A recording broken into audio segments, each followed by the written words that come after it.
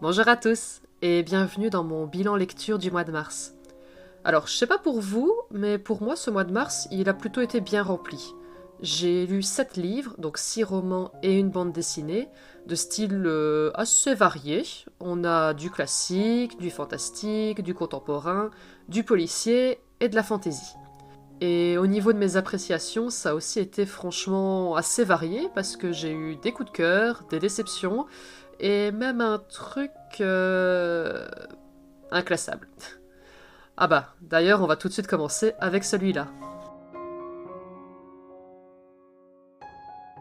Alors, celui-là, The Wasting Game de Helen Raskin, et je sais toujours pas exactement ce que j'ai lu, ni ce que je dois en penser. Donc, c'est un classique de la littérature jeunesse américaine qui a été publié à l'origine en 1978 et qui a très très bien fonctionné en son temps.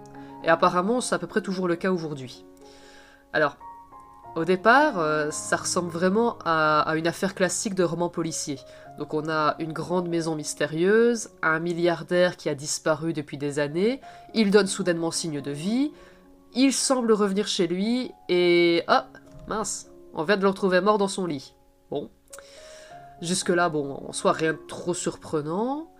Et puis, on arrive à la lecture du testament du défunt, et là, ça part complètement en sucette. Le défunt Samuel Westing fait venir chez lui 16 personnages, oui, 16, pour la lecture de son testament. Première chose particulière, ces personnages vivent littéralement en face de sa maison, dans le meuble à appartement qui a été nouvellement construit, les tours du soleil couchant. Ils sont tous apparemment apparentés à Samuel Westing, puisqu'il les appelle ses neveux et nièces. Et lors de la lecture du testament, ils sont informés de deux éléments. Premièrement, Samuel Westing a été assassiné. Et c'est l'un d'entre eux qui a commis ce meurtre. Deuxième chose, ceux qui arrivent à identifier le coupable empocheront l'entièreté de son héritage qui est estimé à je ne sais plus, mais c'était énorme quoi.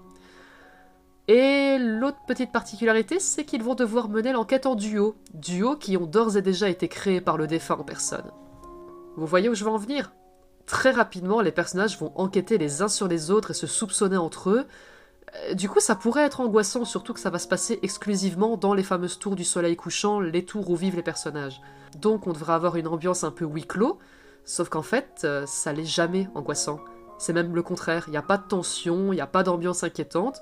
À la place, on est plutôt dans une ambiance un peu maison qui rend fou de Astérix et Obélix, les 12 travaux. Voilà. Sauf qu'en lieu et place du laisser-passer A38, on a qui a tué Samuel Westing. Pour vous donner un exemple, à un moment donné, un des duos, je sais pas comment ils arrivent à cette conclusion-là, pense que le coupable du crime a un jumeau ou une jumelle. Donc, ils vont essayer d'enquêter pour savoir quel autre personnage a un jumeau ou une jumelle. Ok, et comment est-ce qu'ils vont s'y prendre ? Alors, premièrement, ils vont s'habiller pareil, donc en jumeaux, identiquement les mêmes vêtements, et puis, quand ils vont parler aux personnages, ils vont essayer de glisser le mot jumeau ou jumelle dans la conversation de manière absolument improbable. Voilà, comment est-ce que vous voulez prendre au sérieux des gens qui agissent ainsi ? Parce que c'est pas les seuls, hein. Il y en a qui vont penser qu'ils vont devoir jouer en bourse, il y en a qui vont penser qu'il faut aller chercher dans le passé des personnages, d'autres qui vont faire des enquêtes sur tous les autres, les 16 autres personnages vont y passer. Voilà, on a l'impression d'être dans une comédie déjantée, quoi. On n'arrive pas à les prendre au sérieux, les personnages. Ils sont tous improbables, ils ont tous des théories et des méthodes d'enquête complètement absurdes. Enfin voilà, à aucun moment j'ai pensé qu'il fallait prendre la situation au sérieux. Et du coup, au final, comme je suis parti du postulat que c'était une comédie déjantée, bah, j'ai passé plus de temps à rire des personnages qu'à vraiment enquêter. C'est pas une mauvaise chose en soi, hein. Je me suis follement amusé dans ce livre, mais seulement voilà le problème, c'est que je suis pas sûr que c'était le but recherché par l'autrice. Je crois que c'est pas une comédie. Enfin, je pense pas. En vérité, j'en sais rien. Parce que dans le même temps, il y a des bombes qui explosent. Donc ça doit être pris un petit peu au sérieux quand même, cette histoire. Bah voilà, en fait, j'en sais rien. J'ai des sentiments complètement mitigés avec cette histoire. Je me suis follement amusé, mais clairement, j'ai rien compris. Ce que je peux dire au sujet de l'enquête, c'est qu'au fil du récit, les choses se mettent vraiment très très lentement en place. Il faut de la patience, même beaucoup de patience. L'intrigue, elle est assez complexe, elle est complètement imprévisible. Franchement, je défie qui que ce soit de comprendre où ça va mener avant la fin. Et justement, parlant de la fin, en fait, j'ai été surprise, j'ai été touchée par l'histoire des personnages. Donc ces personnages que je regardais un petit peu en me moquant d'eux, au final ils évoluent, ils changent, ils se révèlent même avoir une toute autre personnalité que celle qu'on pensait à la base, et du coup au moment de refermer le livre, j'étais même un petit peu triste de les quitter. En bref, c'est un roman complètement inclassable, je sais pas à qui je dois le conseiller, je sais même pas sous quel titre je dois le conseiller, comédie, policier, enquête, j'en sais rien du tout, mais personnellement j'ai énormément aimé l'expérience. Bon, il pourrait être lu, je crois, assez jeune, parce qu'il y a encore une fois rien de trop choquant. Je conseillerais quand même à partir de 14 ans, parce que j'ai quand même trouvé que l'intrigue était bien complexe, et le style d'écriture est un petit peu ancien, donc j'ai peur que ça perde un peu les plus jeunes d'aujourd'hui. Passons maintenant aux Enfants des Saules, le tome 1 de Charlotte Bousquet. C'est une lecture que j'ai trouvée assez agréable, même si j'ai pas totalement été convaincue, j'ai quand même passé un bon moment à la lire. Le point de départ, il est très très classique. On a des enfants qui ne se connaissent pas, qui vont se rencontrer et vont découvrir qu'ils ont des pouvoirs liés aux 4 éléments. Voilà, c'est quand même quelque chose qu'on a déjà vu, il n'y a pas trop de surprises de ce côté-là. Malgré tout, j'ai trouvé que l'ambiance fonctionnait bien, il y a du mystère, quelques rebondissements, très léger, mais ça suffit à maintenir l'intérêt. J'ai aussi beaucoup aimé les thèmes abordés dans l'histoire, notamment tout ce qui touche à la nature, aux animaux et à l'écologie. Voilà, ils sont plutôt bien écrits, bien abordés dans le roman, c'était quand même assez sympathique. Globalement, j'ai beaucoup aimé les personnages par contre. J'ai accroché surtout au personnage de Jade, donc l'une des jeunes filles de l'histoire. J'ai beaucoup aimé son caractère, sa façon d'agir et de réfléchir. C'est clairement celle avec laquelle j'ai eu le plus d'accroche. Par contre, j'ai eu plus de mal avec l'autre jeune fille de cette histoire, qui s'appelle Inaya, parce qu'elle va rester très distante pendant quasiment toute l'intrigue, et même le moment où elle va se rapprocher des autres, elle reste quand même assez éloignée d'eux. Du coup, on apprend assez peu à la connaître, et à plusieurs moments, en vérité, j'ai même carrément oublié qu'elle était censée se trouver là. Mais bon, vu que c'est un tome 1, je suppose que dans la suite, elle va prendre un petit peu plus de place. Ce que j'ai vraiment, vraiment, vraiment adoré dans ce roman, c'est l'atmosphère générale. Les descriptions de la forêt, des chemins, des rivières. Voilà, ça m'a vraiment donné envie de retrouver mes 12 ans, de prendre mon vélo et de me balader. En bref, un premier tome qui était sympathique pour une trilogie que je pense elle va être prometteuse. Je lirai la suite un jour, quand j'aurai le temps, pour voir comment l'univers va se développer. Et sinon, je le conseille à partir de 10-11 ans. Voilà, c'est assez simple à lire, c'est très chouette. Ça devrait plaire à des enfants de cette tranche d'âge-là. Alors là, on va passer à un gros coup de cœur. Rio et la baleine perdue de Anna Gold. J'avais déjà lu April et le dernier ours, c'est aussi un roman de la même autrice, l'année dernière, et je l'avais déjà absolument adoré. D'ailleurs, il était dans mon top 6 de 2025. Et je me suis du coup demandé, en prenant ce roman, s'il était possible de faire encore mieux. Et la réponse est oui. C'est possible. C'est même largement possible. Cette fois, l'histoire, elle aborde la question de la santé mentale, et plus particulièrement la façon dont un enfant peut vivre quand un parent a une santé mentale un peu... Voilà, pas top. Donc Rio, le personnage principal, il a 12 ans, et il est éloigné de son Londres natal après que sa mère soit rentrée dans un hôpital pour se faire soigner justement pour un trouble d'ordre mental. Il est envoyé chez sa grand-mère, qu'il ne connaît pas, en Californie. Alors, déjà, ce que j'ai beaucoup aimé dans ce livre, c'est la relation entre Rio et sa mère. Elle est très très touchante. On sent à quel point Rio l'aime, à quel point il aimerait pouvoir l'aider. Alors, il sait pas comment, mais il a vraiment envie d'y arriver. Donc, il est en colère, il est injuste, il est renfermé sur lui-même, et pourtant il est difficile de ne pas éprouver de la sympathie pour ce personnage, parce que ce qu'il traverse, c'est vraiment pas facile pour un enfant. Et voilà, personnellement, j'ai été dans une situation similaire, j'ai trouvé que c'était une représentation très très juste, et émotionnellement, j'étais très investi. C'est le récit le plus réaliste que j'ai lu à ce sujet jusqu'à présent. Donc voilà, gros point que j'ai beaucoup aimé. Autre élément, c'est que Rio, perdu un peu dans tous ces éléments, il va se raccrocher à une chose, les baleines, et plus particulièrement à une baleine, celle que sa mère avait vue quand elle était enfant, et qui l'avait rendue tellement heureuse. Donc cette baleine, pour Rio, ça devient une sorte de bouée d'espoir pour aider sa mère à guérir, puisque lui, visiblement, son amour n'a pas suffi. Ouais, attention, c'est un roman qui est un petit peu triste quand même à certains moments. Ça se finit bien, mais c'est un petit peu triste. Le roman a aussi une dimension écologique assez présente, un peu de la même façon qu'il y avait déjà dans April et le dernier ours. Ici, on va parler des baleines, des menaces qui pèsent sur elles, des façons de les protéger. Ce que j'ai beaucoup aimé, comme dans April et le dernier ours en fait, c'est qu'il y a des éléments mentionnés dans l'histoire qui existent réellement, comme le site Happy Whale, qui sert à référencer, à observer les baleines. Voilà, ce genre de détails, personnellement, je trouve toujours ça très très chouette. La conclusion de l'histoire m'a beaucoup ému, c'est une fin qui est très douce, pleine d'espoir, positive, hein. Encore une fois, même si le récit est un peu triste, la fin est positive.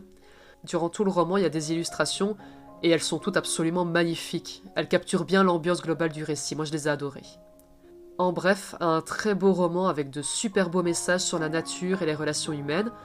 Personnellement, je crois que ça va être un de mes coups de cœur 2026. Et il peut être lu sans difficulté dès 10-11 ans, ça serait même parfait à cet âge-là.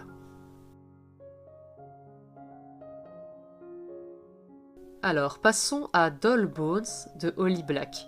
J'aurais vraiment voulu dire que j'avais adoré ce roman, sauf qu'en fait il m'a un petit peu frustré. Il démarre bien, il y a de super bons éléments dedans, mais il m'a frustré. Donc l'histoire c'est celle de Zach, Poppy et Alice, sont trois préadolescents de 11-12 ans par là, et ils ont une passion, jouer avec des figurines, et ces figurines ils leur font vivre des aventures dans un univers qu'ils ont complètement imaginé. La reine de ce royaume imaginaire, c'est une poupée de porcelaine qui ne quitte jamais sa vitrine. Jusqu'au jour où se produit un incident qui va conduire les enfants à s'emparer de cette poupée, et elle va alors leur donner une mission, elle ne leur laisse pas d'autre choix que celui de l'accomplir en fait. Globalement, le roman il fonctionne très bien, l'ambiance elle est sombre, elle est parfois un petit peu inquiétante, avec un petit peu de tension, quelques frissons, mais c'est jamais de l'horreur pure et dure comme on pourrait l'attendre en voyant la couverture. Donc c'est une aventure qui est bien rythmée, même si concrètement les personnages ils vont juste passer une bonne partie du temps à marcher. Ça m'a pas dérangé, en fait, je sais pas, l'atmosphère elle suffit à maintenir l'intérêt. Ce que j'ai vraiment adoré dans ce roman, c'est tout le traitement autour du fait de grandir. C'est ce qui va occuper les personnages principaux en fait. Eux, comme je l'ai dit, ils ont 11-12 ans, et ils constatent avec plus ou moins de clairvoyance que quelque chose est en train de changer, que ce soit par rapport à eux-mêmes ou par rapport à la façon dont les autres les perçoivent. Donc, qu'ils le veuillent ou non, en fait, ils sont en train de quitter l'enfance. Mais la question, c'est de savoir s'ils sont prêts à l'accepter, en fait, à accepter de grandir. Ça abordé de manière très juste et touchante, sous différentes formes, tout au long du récit, et c'est ce qui m'a le plus marqué, en fait, dans l'histoire. Mais par contre, cette poupée, et son intrigue... Oh, si vous espérez un récit de poupée hantée, franchement, n'espérez pas trop. Je vais un petit peu spoiler, divulgacher, prenez le terme que vous voulez ici. Donc, passez au timecode que je vais indiquer ici si jamais vous voulez pas être spoilé par rapport à cette histoire-là. Donc, le roman, il va entretenir un flou constant. Certains éléments vont laisser à penser que la poupée, elle est réellement hantée, et d'autres éléments, non. Que c'est juste l'imagination des personnages qui leur joue des tours. Voilà, il y a clairement du chaud et du froid, en fait, avec cette histoire-là. Et du coup, à la fin, il n'y aura jamais de réponse claire. Il y aura quelques indices, encore une fois, qui vont pencher soit la poupée est hantée, soit que c'est les personnages qui inventent. Voilà, mais pas de réponse claire et nette. Donc cette zone de flou, ça va peut-être plaire à certaines personnes, mais moi, clairement, j'aurais voulu avoir une réponse. Et là, ça m'a frustré, mais à un point, vous pouvez pas vous imaginer. En bref, malgré ce point noir, j'ai trouvé que c'était une très bonne histoire, avec une ambiance réussie, et une thématique assez forte sur le passage de l'enfance à l'adolescence.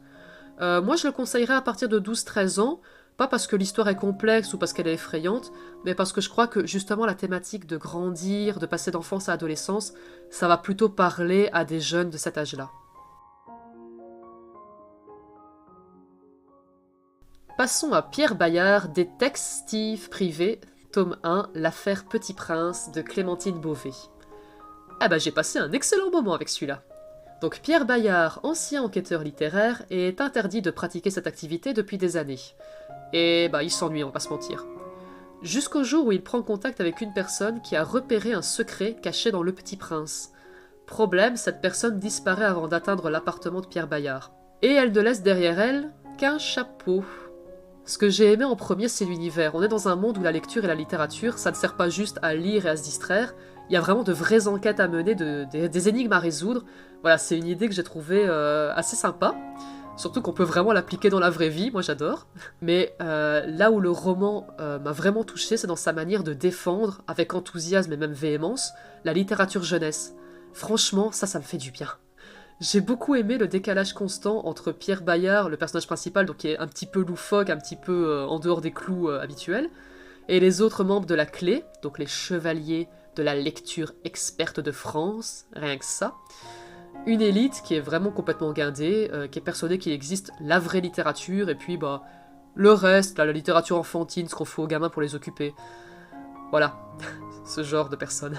L'intrigue, bah, elle est très très entraînante, c'est rythmé et le ton est super joyeux, donc même les moments qui pourraient être dangereux, bah, c'est immédiatement désamorcé par l'humour, c'est vraiment très drôle, parfois un peu absurde, mais c'est super agréable à suivre. Et la résolution sur l'affaire Petit Prince? J'avais un peu peur d'être déçu honnêtement, mais au final je suis complètement fan. Ça m'a surpris, mais ça me semble parfaitement cohérent avec l'esprit du Petit Prince, franchement, c'est super bien trouvé. En bref, un roman policier déjanté et passionnant qui peut être lu à partir de 11-12 ans sans aucune difficulté. Alors là, on va passer, je pense, à ma plus grosse déception de ce mois. J'ai rarement été aussi déçu par une lecture. Entre la couverture et le résumé, je m'attendais à une histoire de fantôme, au minimum un petit peu inquiétante, éventuellement un petit peu horrifique. Bah pas du tout en fait. On y suit Elvira, 12 ans, qui participe à sa première colonie de vacances.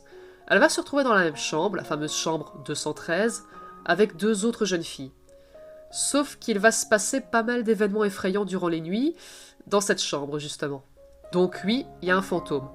Mais sa présence, elle reste très limitée. Il y a quelques anomalies sur des photos, des objets qui disparaissent, voilà, ça reste du très classique. Une apparition dans l'encadrement de la porte, un peu comme sur la couverture? Oui, ça arrive, mais très tard dans l'histoire, et il y a un doute sur le fait que c'était réel ou si c'était réel ou non.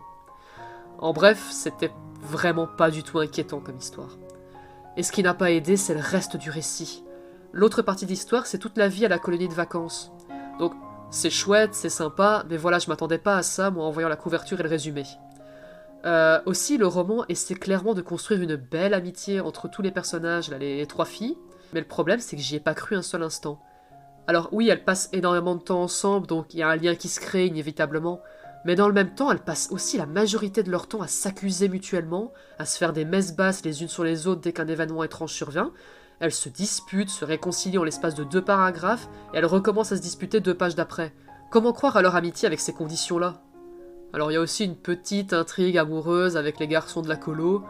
Bon, c'est mignon, c'est sympa, ça fait partie du package colonie de vacances, préadolescence, mais voilà, en fait ça n'apporte strictement rien au récit. En bref, c'est une lecture qui m'a pas du tout embarqué, je suis d'autant plus frustré que le potentiel de départ il était là, mais j'ai pas trouvé l'exploitation dingue. Donc pour des jeunes de 11-12 ans, ça devrait passer, ça devrait fonctionner, l'ambiance colonie de vacances et quelques éléments un peu effrayants. À mon avis, ça devrait leur plaire, mais moi en tout cas je suis pas convaincu, je le relirai clairement pas, surtout que c'est le premier tome d'une trilogie, mais les 2 autres tomes, en fait ils n'ont pas été traduits en français. De toute façon, même si c'était le cas, personnellement, je pense pas les lire. Et on termine avec la bande dessinée du mois, Les Semi-Deus, tome 1, de Jean-Gaël Deschards et Juliette Fournier. Malheureusement, c'était aussi une lecture assez moyenne. C'était pas franchement désagréable, mais j'ai rien trouvé de marquant non plus. À nouveau, il y avait des bonnes bases en fait. Le début de l'intrigue, j'ai trouvé ça super bien fait. Dans cet univers, les enfants abandonnés ou vendus à la reine Bérénice, comme Mary, l'héroïne de cette histoire, deviennent, parfois, des semi-deus, des êtres dotés de pouvoirs divers et variés, et qui servent tous les intérêts de la reine. D'ailleurs, j'ai été assez fasciné par celle-ci, on la voit peu, mais elle dégage quelque chose de super fort, ça promet d'être une antagoniste qui va être détestable au possible. Par contre, à l'inverse, j'ai eu beaucoup plus de mal avec l'héroïne, donc Mary, ou plutôt Asmodée comme elle se fait appeler pendant une bonne partie du récit.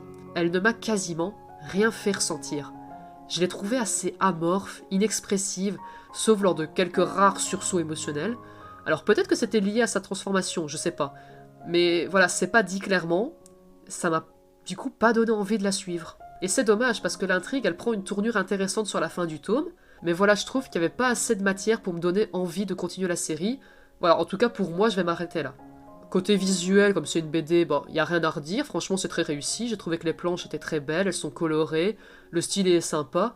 J'ai même beaucoup aimé le décalage qu'il y a entre le graphisme qui est super lumineux et le ton de la série de l'histoire qui est très très sombre en fait. En revanche, j'ai été un peu plus dérangé par les allusions graveleuses qui sont assez présentes et par certaines apparitions d'Asmodée qui est à demi nu, et c'est complètement gratuit en fait, ça sert à rien dans l'histoire, c'est vraiment juste pour la montrer dénudée, en tout cas c'est comme ça que je l'ai ressenti. D'ailleurs à ce sujet, la maison d'édition, elle indique que c'est accessible dès 9 ans. Franchement je pense pas, hein. Ce genre de truc ça n'a pas sa place dans une BD à partir de 9 ans. En bref, je suis pas vraiment convaincu par ce premier tome, même si je vois ce qui pourrait plaire aux autres personnes. Je conseillerais plutôt à partir de 14 ans, surtout pour le ton sombre et le fait qu'il y a certains contenus qui sont un petit peu limites. Voilà pour ce bilan de mars. Donc n'hésitez pas à me dire en commentaire si vous avez lu certains de ces livres, ce que vous en avez pensé. Voilà, moi je suis toujours curieuse de savoir. Ou alors vous pouvez partager aussi un roman que vous avez lu, que vous avez aimé. Ça aussi, je serais assez curieuse de découvrir ce que vous lisez. Et on se retrouve très bientôt pour de nouvelles lectures.